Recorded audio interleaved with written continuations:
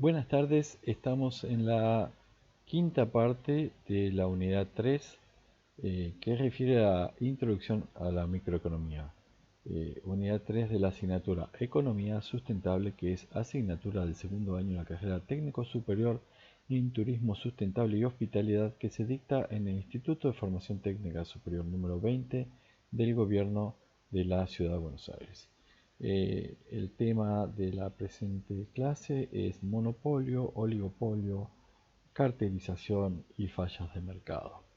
Excepto el tema de cartelización, que está extraído de otras fuentes, citado oportunamente en dicha femina, los demás temas son citas literales del libro Economía para no economistas de Patricia Triunfo y otros autores, de la página 72 a 73. Se puede completar, aunque no se presentan los contenidos por una cuestión de tiempo, los conceptos y estos conceptos dados leyendo los contenidos de la página 80 a 91.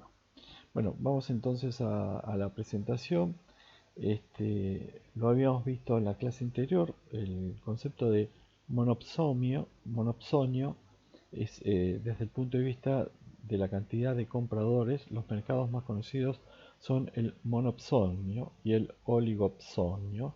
La terminación sonio indica que estamos haciendo referencia al lado del comprador en el mercado. Mono, que hay un solo, y oligo, que hay pocos. Estos tipos son muy comunes en el mercado de trabajo. Por ejemplo, una gran empresa en un pueblo suele ser la única demandante de mano de obra. Esto genera mucho poder de esa empresa en relación a la economía de esa localidad. Por otra parte, el monopolio es un caso extremo en el cual existe un único productor de un bien o un servicio que no tiene sustitutos. Ejemplos: la transmisión de electricidad, el transporte de gas, agua, el cableado de teléfonos, etc. Son monopolios. Por más que en Argentina, por ejemplo, lo que es la telefonía por cable, se dividió en dos empresas, norte y sur: el norte para Telecom, actualmente Personal, y el sur para Telefónica, actualmente Movistar. La realidad es que si uno se radica en el sur va a tener una empresa, y si se radica en el norte va a tener la otra empresa, por lo cual son monopolios. El oligopolio es aquella estructura donde hay pocos vendedores, es decir que la oferta está bastante restringida, y al ser pocos vendedores, estos mismos tienen mayores poder sobre la política de fijación de precios y la distribución del mercado a la demanda en líneas generales. La mayoría de los mercados son oligopólicos: los refrescos, las cervezas, el pan envasado, los helados, etc. Dado que cada empresa se enfrenta a un número reducido de rivales, sus decisiones suelen afectar a cada uno de ellos. Por lo tanto, cada empresa tratará de predecir las decisiones de las otras empresas y cómo reaccionarán a sus propios actos. En particular, las compañías aéreas este, globales, en lo que es conectividad aérea internacional, se refiere a oligopolios. En Argentina, particularmente, si bien hay muchas empresas, el carácter dominante de Aerolíneas Argentinas este, es un, y siendo que es una empresa estatal que tiene subsidio del Estado, es un caso muy particular. No es un monopolio porque hay otras empresas, pero eh, genera un nivel de dominación distinto. En el caso de las grandes cadenas de supermercado, son oligopolios. Desde el punto de vista de la cantidad de vendedores, la terminación polio es la que se utiliza en estos casos, y las estructuras más conocidas son el monopolio, el oligopolio, y la competencia perfecta sería en donde hay equidad de partes. Son muchísimos vendedores y también muchos los compradores, por lo cual hay un equilibrio o una difusión de fuerzas, por lo cual hay un equilibrio en el poder.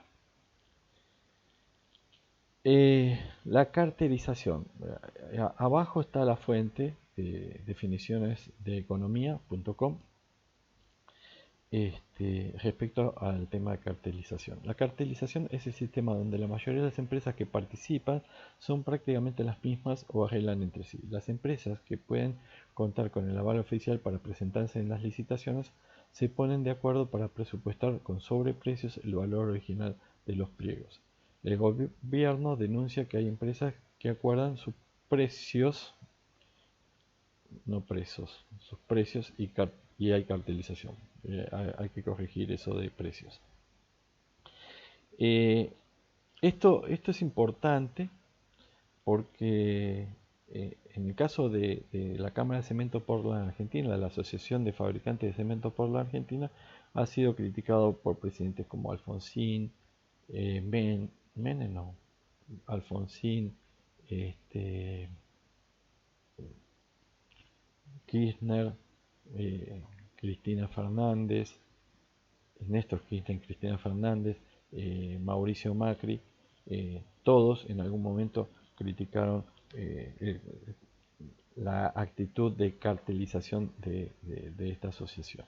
Y en pequeño les pongo distintas URLs de estos casos que son de investigación de mercado sobre la industria del cemento Portland y su elevado grado de concentración y las cuestiones que hacen a las limitaciones en el mercado competitivo. Les paso otro caso, otra noticia. Ahora me trae la misma noticia. A ver si... Bueno, perdonen la interrupción. Pensé que iba a salir mejor y no salió. Se meten en las URL y lo van a encontrar noticias respecto a este tema. Lo pongo en cuestión porque define un elemento de mercado en donde hay actores dominantes, formadores de precios, que determinan cuánto se va a pagar un determinado bien o servicio. El otro elemento que de alguna manera genera límites a la competencia perfecta son las barreras de entrada. El concepto. Por otra parte, otra característica a destacar es la existencia de barreras a las entradas. Estas impiden que entren competidores potenciales al mercado. Estas pueden ser barreras tecnológicas, legales, comportamiento estratégico de las empresas, etc.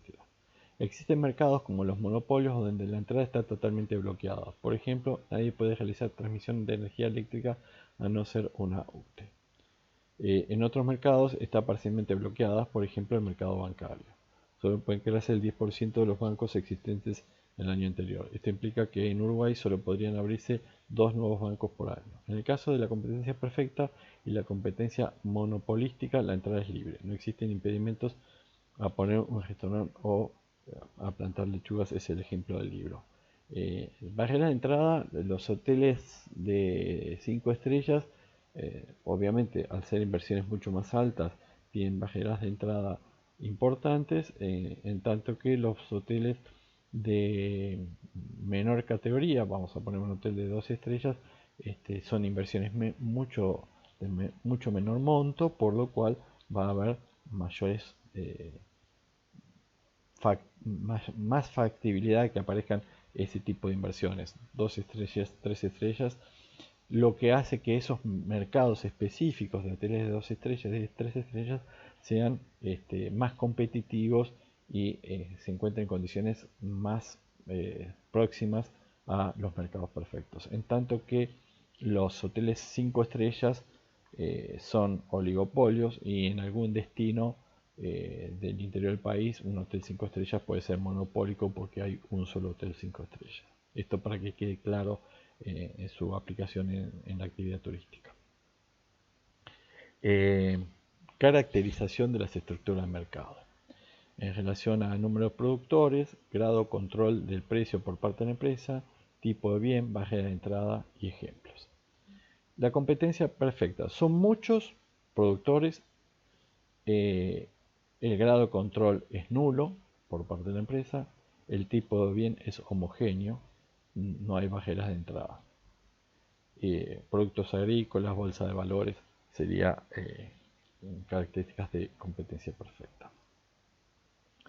En caso de competencia imperfecta, en el caso de que haya monopolio, es un solo productor, tiene un alto grado de control del precio.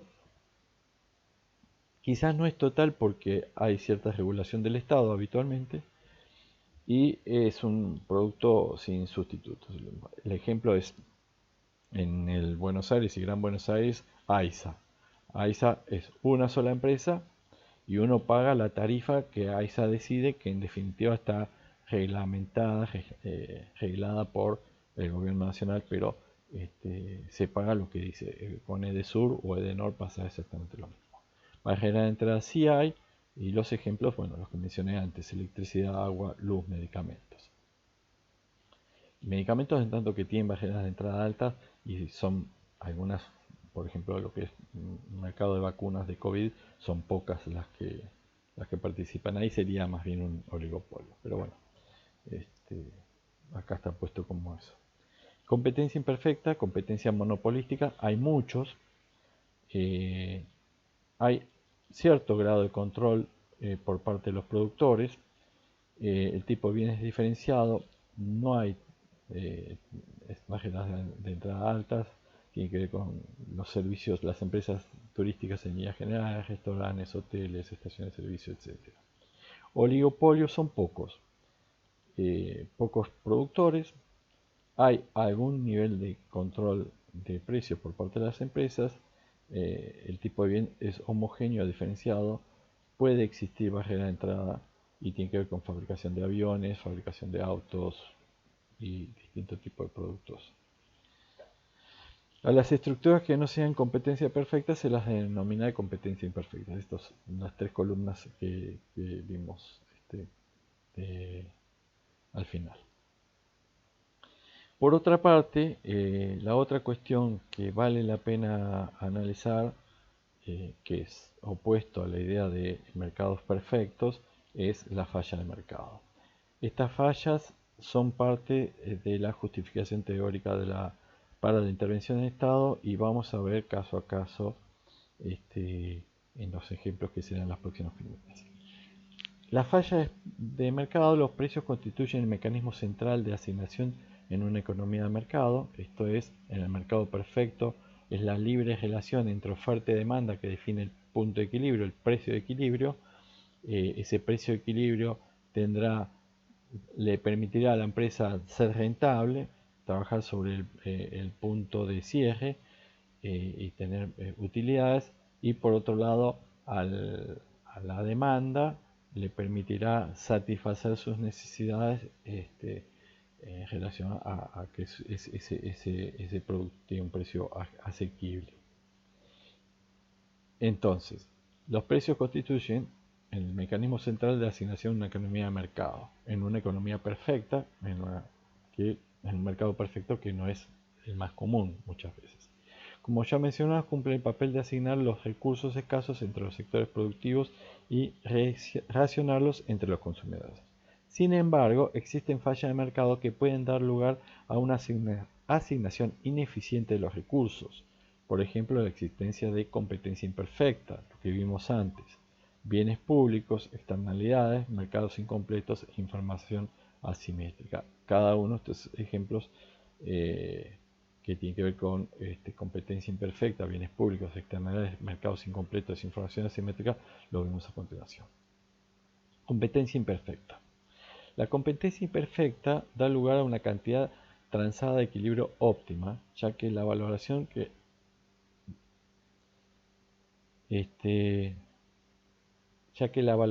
realizan los individuos de una unidad adicional es igual al costo de producirla. Las empresas imperfectamente competitivas, al no ser precio aceptante, es decir, las empresas imperfectamente son competitivas pero no aceptan las condiciones de mercado, al no ser precio aceptante se refiere a eso, puede fijar precios por encima de sus costos marginales. Es decir, no solo se satisface con lograr superar el costo marginal, sino que pone precios por encima para aumentar sus utilidades, determinando menores cantidades consumidas que las que se determinarán en la competencia perfecta.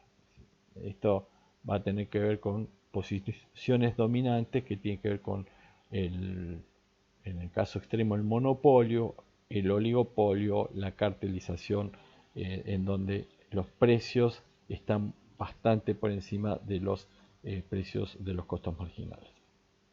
En estos casos, la intervención del Estado, como se mencionó anteriormente, va a permitir aliviar los fallos en relación a la competencia imperfecta, por ejemplo, con las políticas de precios máximos.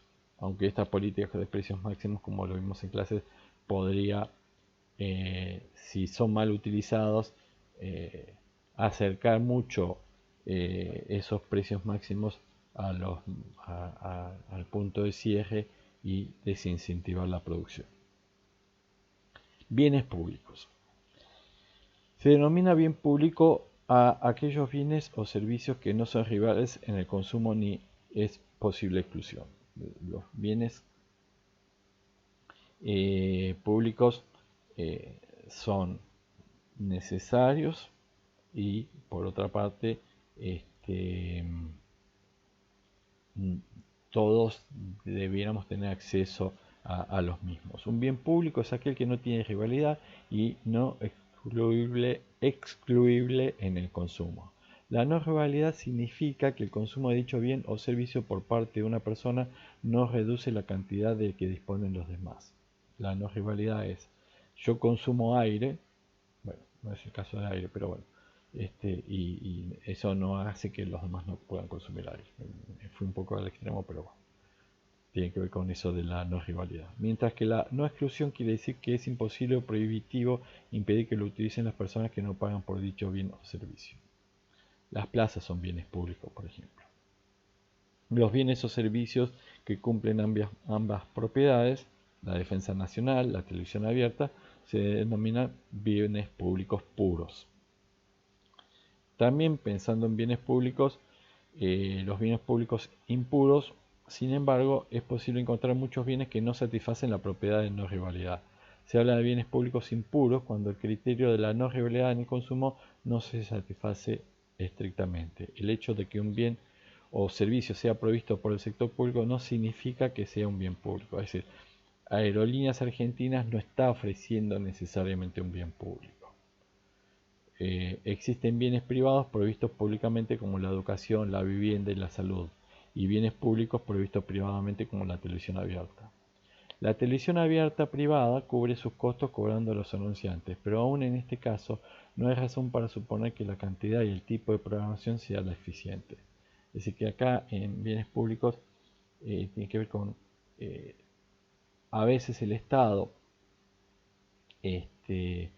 no garantiza la buena gestión y tampoco el privado va a garantizar ser eficiente en cuanto a las necesidades y los satisfactores de la población. Un poco más complejo, pero dado lo acotado del tiempo, hoy por hoy lo vamos a hacer el tema.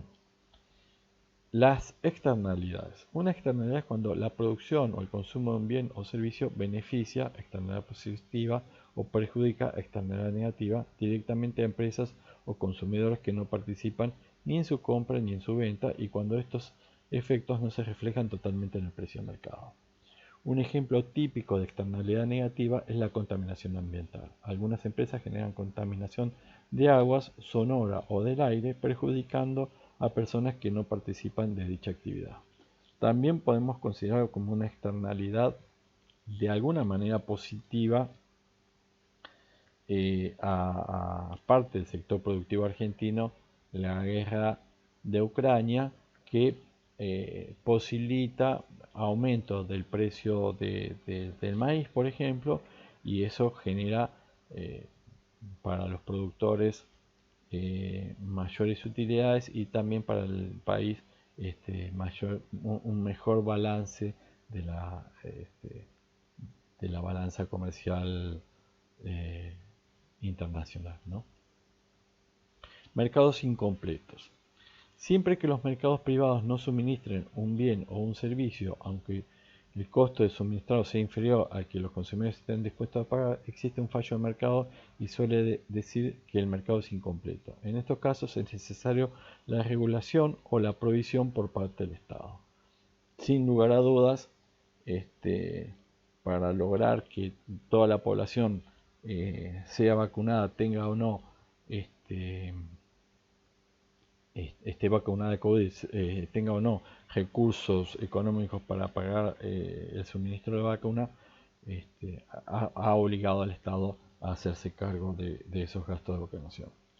Otro ejemplo de mercados incompletos, que es bastante común, los ejemplos más comunes son los mercados de seguros y préstamos. En el caso del crédito bancario a pequeñas empresas, las exigencias de garantía son tan altas y son tan difíciles de lograr que se retraen la demanda. Entonces aparecen los bancos públicos como con línea de financiamiento para estas compañías.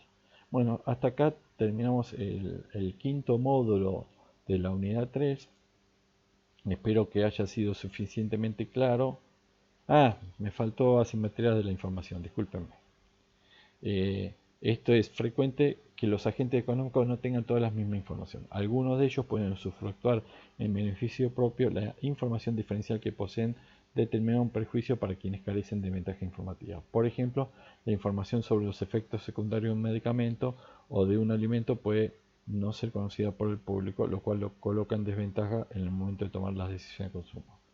En estos casos, la intervención del Estado pasa por garantizar el acceso a la información de los consumidores. También hay asimetría en la información cuando determinados grupos políticos y los parlamentarios, los legisladores, deciden, eh, eh, van a hacer un cambio de ley y algún grupo económico conoce que se va a hacer esa gestión y le permite hacer inversiones con márgenes de ganas de utilidad mayores frente a otros porque tienen una información privilegiada. Estas asimetrías de información son uno de los fallos de mercado que el Estado debería regular y evitar que se produzcan. Bueno, ahora sí terminamos con la clase del quinto módulo de la unidad 3.